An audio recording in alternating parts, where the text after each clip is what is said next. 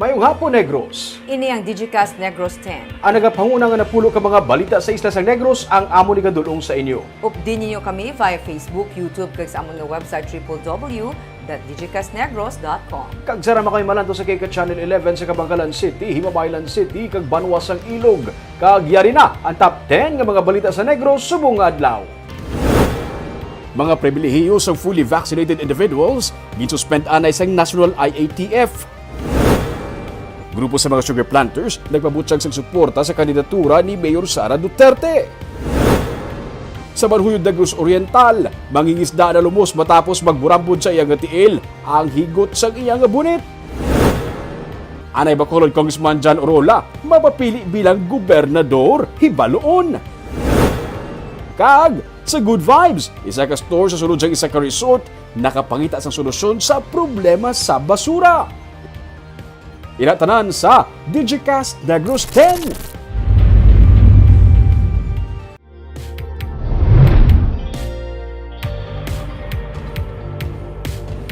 Sa number 10, probinsya sa Negros Occidental nakarecord sang 15 ka rabies cases kag isa naman sa Bacolod City as of July 31.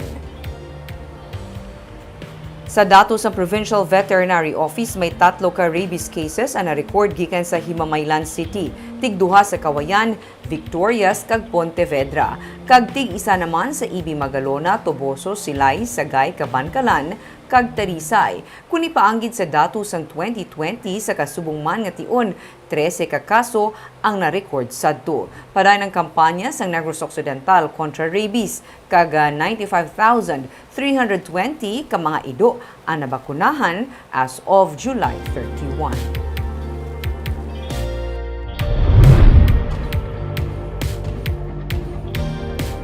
Sa number 9, grupo sa mga sugar producers sa pungsod mas nagpabaskog pagid sa karon sa panawagan para magpapili bilang presidente si Davao City Mayor Sara Duterte Carpio. Pinagi sa ilang manifesto of support.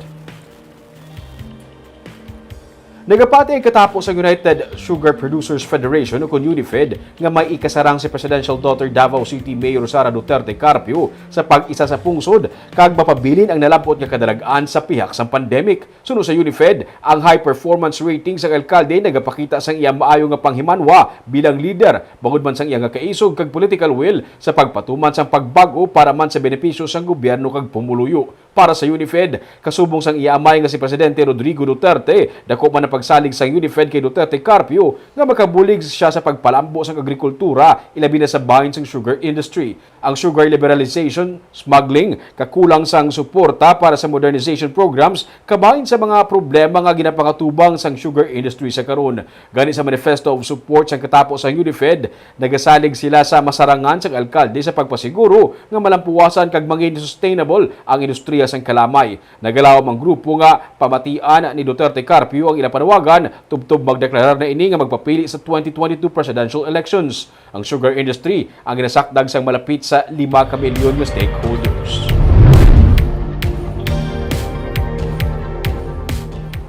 Sa number 8, pamuno sang Human Resource Management Office sang probinsya kag isa ka anay department head ang formal nga gin-charge angot sa administrative complaint batok sa ila. Kahapon ginserbe kay Attorney Annabel Palik, pamuno sang HRMO, ang kopya sang formal charges batok sa iya nga nagalakip sang oppression, conduct prejudicial to the best interest of the service, grave misconduct, and for being notoriously undesirable. Suno kay Attorney Alberto Nelias Jr., ang Provincial Legal Officer, kahapon man ginserbe kay Palik ang iya nga 60-day preventive suspension. Wala sang batunon nga sweldo si Palik sa amo nga tion. Suno kay Nelias, may 3 ka adlaw si Palik para magpahibalo kung luyag niya ang isa ka formal investigation o kung magasubmit na lamang siya sang iya nga position paper. Si Palik ang ginreklamo sa Progressive Alliance of Capital Employees. Nangin basehan sang reklamo, ang reklamo sa 57 ka job order workers, isa ka utility worker kag 3 ka retirees nga nag-alegar sang pagpatuman sa mabudlay kag wala basehan nga process para sa ilang nga plantilya, sweldo, sick leave kag GSIS benefits. Kahapon man ginserbe kay Attorney Japheth Masculino ang grave misconduct dishonesty charges. Ini may angot sa wala mabayaran nga catering services nga mga 1 milyon ka pesos nga gin-avail sa Office of the Provincial Agriculturist. Wala naman nadulaan sang kwarta ang gobyerno probinsyal sa among nga transaksyon, pero ang caterer ang nabutang sa disbentaha matapos nga wala ini mabayaran. Suno kay Nelias, may pila ka mga dokumento nga na-alter. May duha ka iban pa nga reklamo bato kay Masculino nga pending. May reklamo man bato kay Masculino sa karon, suno kay Nelias, sarang sa gihapon makaprocess si Masculino sa iya retirement benefits sa GSIS. Ginapasalamatan naman sang PACE ang tikang nga ginpatuman sang probinsya. Ang pro-worker nga lihok suno sa ila ang ila ginakabig nga isa ka landmark. As of press time, wala makasabat si Palik. Magasubmit naman sang iya nga depensa si Masculino. Pero preventive suspension na, just like to make it clear, hindi na siya penalty. It's just a precautionary measure na to protect also the witnesses and the evidence. Saan mga grounds ito?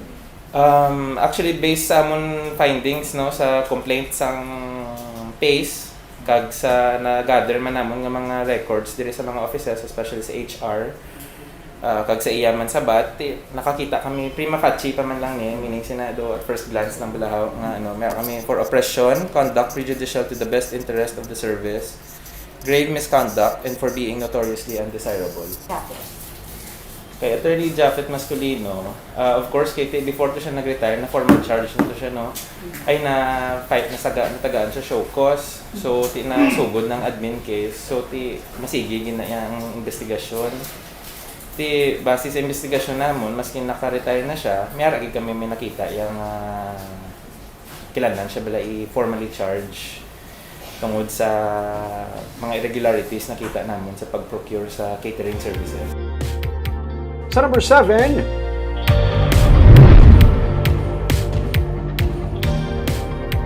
mga vaccination center sa mga mall kag mga kabarangayan ang liwat na nga naghalog. Ganing Emergency Operation Center sa Bacolod nagapanawagan sa publiko nga magpabakuna kag hindi na magpili sang brand sang bakuna. Ma-report si Nico Delfin. Matawhay kag masami may bakante ang mga pulungkuan nga napahamtang sa mga mass vaccination center sa mga mall kag mga kabarangayan kasubong sa Barangay Estefania. Hindi ini kasubong sang nagliligad nga simana nga nagadag sa mga luyag magpabakuna. Suno kay punong Barangay Jerry Tingson, madamo sang hindi mabakunahan bangod masami nagasaka ang ila blood pressure sa screening area pa lang. Hindi man malipod nga may nagapili sang brand sang bakuna.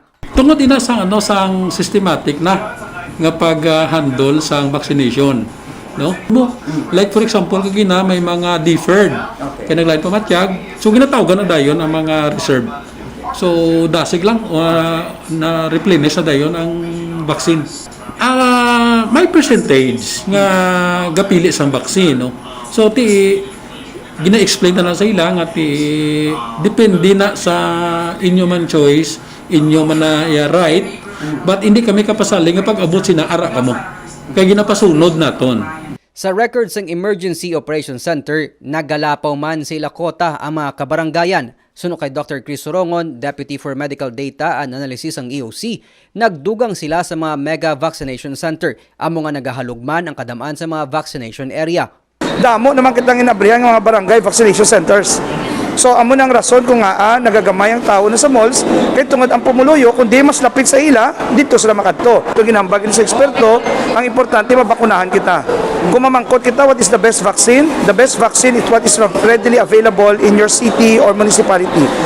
Ang Bacolod ang may nagakiigo nga supply sang bakuna nalakip diring donated vaccines kasubong sang Sinovac, Pfizer, Moderna kag sang ginbakal nga AstraZeneca vaccines. Ang hindi lang mapasiguro sang pamunuan sang EOC, amo nga mabakunahan sang preferred vaccine brand ang mga yadtong nagapili sang bakuna sa posible liwat nga pagdagsa sa mga nagapabakuna sa vaccination centers. Nico Delfin para sa Digicast Negros.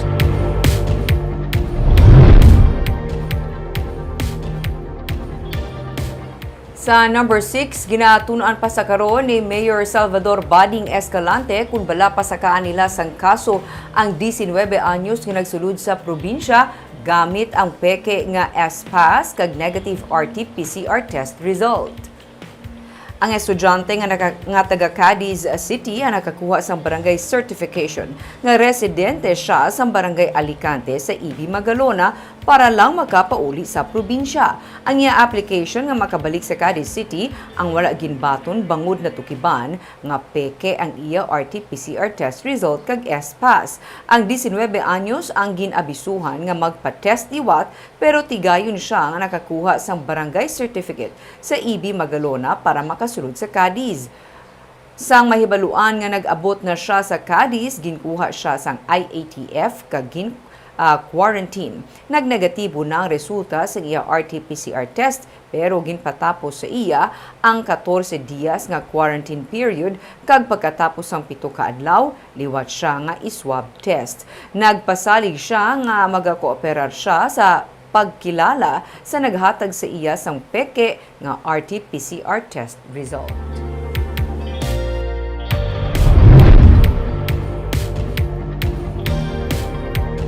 Sa number 5, sa Manhuyod Negros Oriental, isa ka mangingisda ang patay matapos nga magrambod sa iya sining tiil ang higot sang iya nga bunit samtang yara sa idalom sang dagat. Patay na sa makuha sa otoridad sa dagat ang mangingisda nga si Jovi Baldado Narciso matapos ini malumo sa baybayon sang Manhuyod Negros Oriental kahapon sang aga. Sa report sa Manhuyod PNP, nakadakop si Narciso sang lapu-lapu nga may bugat nga 5 ka kilo ugaling nagtingwa ini nga magpalagyo kag nagdasok sa idalom sang bato. Nagburambod naman sa paa ni Narciso ang higot sang iya sini nga ginbunit gani wala na siya makabutwa sa dagat kag nalumos.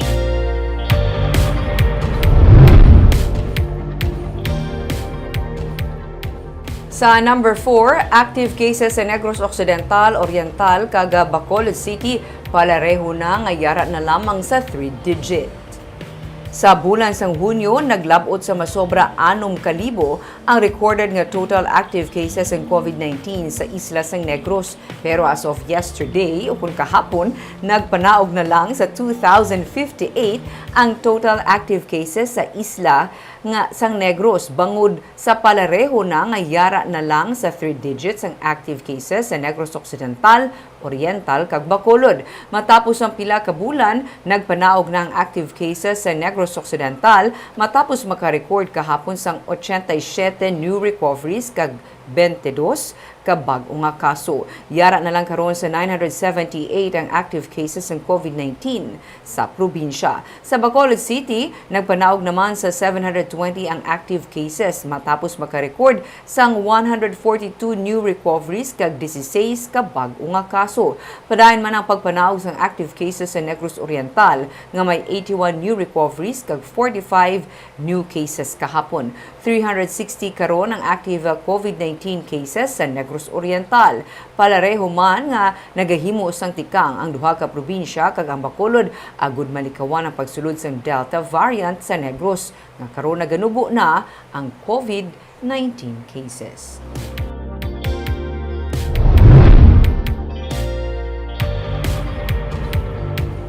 Sa number 3, ginahuring-huring sa karon nga magpapili si Anay Bacolod City Congressman John Orola bilang gobernador sa Negros Occidental pero sunod sa iya, siya mismo ang nakibot sa amo nga istorya. Sunod kay Orola, wala siya sang plano nga magpapili kag masako siya sa pagbulig sa Bacolod sa Trade, Tourism and Investment Program sini bilang consultant. Ang luyag niya nga kuntani may pag-isa ang Bacolod kag Negros Occidental sa mga programa sini. Natapos na siya sa politika sunod sa iya pero kung ano ang desisyon siyang pumuluyo, lantawon niya sa masunod nga mga inadlaw. Kung bala nagsaylogid man siya sang iya nga voters registration, nagapabilin ini sa Bacolod. Agud to makapapili sa provincial post, dapat registered voter ang isa ka persona sa banwa o konsyudad nga sakop sang Negros Occidental. Nga isa nga siguro tapat dani ang Negros sa Bacolod mag-isa. Dapat we should be one.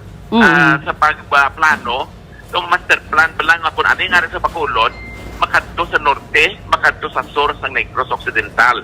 Di ba sina-misinterpretar ako sina? Una ginahambal ko pirmi. Pero naka-register, naka-transfer ka registration from any LGU sa Negros from Bacolod City? Hindi pa ko gambal sinaguro. Ito wala pa man ko. Okay. Mabalaan nila kitanawad ko lang anay kung may ano man ko sa Bacolod, di ba? Oo. Ano man ko sa Bacolod, gikuha nila how? Hindi. Pati ka nagkuha? Kaya kung madalagan ka bala ng gobernador, kundi dapat registered voter ka outside Bacolod, ya? So, wala pa man kung sila kada desisyon sila. Sa number 2,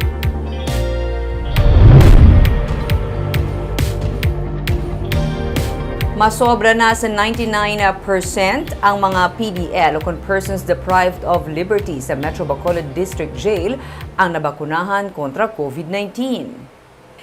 Ini pareho sa MBDJ male dorm sa Barangay Takuling kag Barangay Handumanan lakip na sa female dormitory. Suno kay Attorney Jairus Duhelio, ang spokesperson sa BJMP Region 6, ang nabilin nga porsyento sang mga PDL nga wala mabakunahan amo na lang ang mga inmate nga hindi luyag magpabakuna. Sa karon ng MBDJ, wala na sang inmate sa sulod sang MBDJ ang positibo sa COVID-19. Suno kay Duhelio. Pero mayara naman sa ang 20 ka bago nga kaso sang COVID-19 ang BJMP sa bugos nga Negros Occidental, pero tanan ang mga newly committed o kung wala pa makasulod sa jail facility. Samtang naglabot naman sa 346 ka mga miyembro o kung officers sa BJMP Negros Occidental ang nakabato na sang bakuna. 266 ang fully vaccinated na, samtang 80 naman ang nagahulat na lang sang ilang nga second dose. Kag sa numero 1 sa mga balita, subong nga adlaw.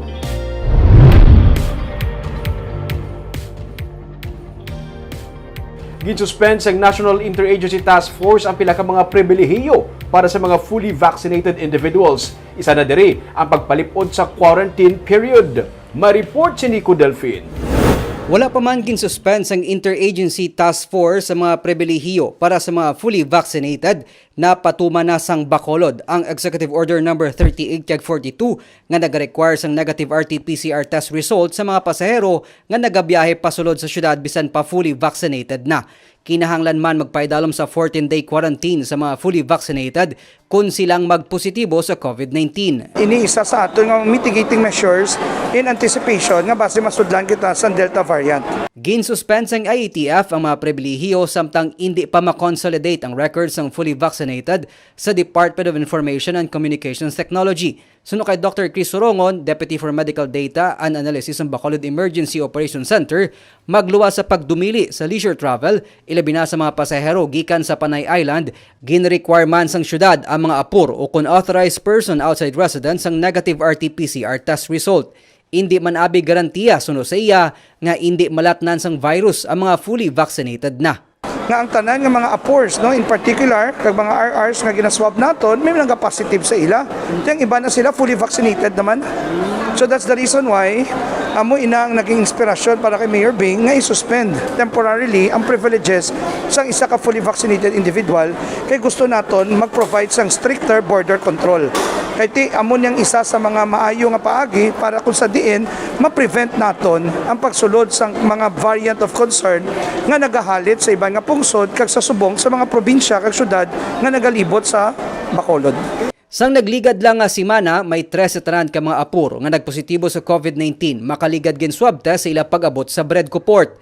Tungod sini, ginihinyo karon sang EOC ang tanan nga government apur nga magpaidalom sa swab test kag antigen test naman para sa mga drivers ng essential goods. Ini samtang ginabalay pa ang amendment para sa natukod nga AO number 42 nga nagapatuman sang mas hugot nga border kag travel restrictions agod mapungga ng pagsulod sang COVID-19 Delta variant. Nico Delfin para sa Digicast Negros. Sa Good Vibes, isa ka store sa sulod sang isa ka resort na kapangita sang pamaagi agud to mapahagan-hagan ang ilang nga basura. May report si Romeo Subaldo. Nakaibalo ka mo bala nga diri sa likod sang ruins sa Talisay City may isa ka malino nga camp resort ini ang ginatawag nga camp learning. Napalibutan sa mga puno sang kahoy nga nagahatag sang landong. May football field nga pwede madalaganan sa kabataan. May mga tree house nga pwede mapahuwayan sa mga bisita. Kag may duha ka mga swimming pool kung sa diin pwede makahatag kalingawan sa mga kabataan kag bisan pa sa may mga edad na.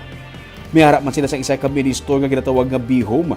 Diri nagabakal sa ilang mga kinahanglanon ang mga nagabisita sa resort parehas na lamang sa patis, langgaw, mantika, habon kag shampoo. Sa tuanay, halos tanan nga ginabaligya nila nabutang sa mga plastic pouch pero karon sa botelya na tanan.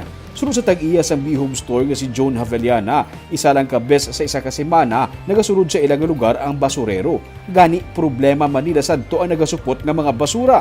Para mapahagan-hagan ini, gindula nila ang mga ginabaligya nga mga kinahanglanon nga naputos sa plastic. Oo, sagapangita sila mga either sabon or dishwashing. Oo. Isa, ang shampoo man, so ang shampoo is usually in sachets. Sa una, before sa siya isigitin kinabaligya ta. Yes. Tapos, subong, amo na ni. Amo na ni, oo. So they can get smaller amounts. But it's cheaper. It comes out cheaper than sa sachet. Ang ilang habon nga ginabaligya na slice na para sa isa, duha o kun isa ka pamilya. Ang ilang shampoo nasulod sa wala ginagamit nga botelya sang black pepper. Ang mantika nasulod sa mga botelya sang sandwich spread. Pagbatunon sa mga junk shop kani ila ini nga gina-recycle. Pagkatapos gamit sa bisita sa botelya, ginabalik naman ini para magamit paliwat. Oo, tikay kung kisa, di makakadto ang Oo. ang Basurero. because of the road. Oo.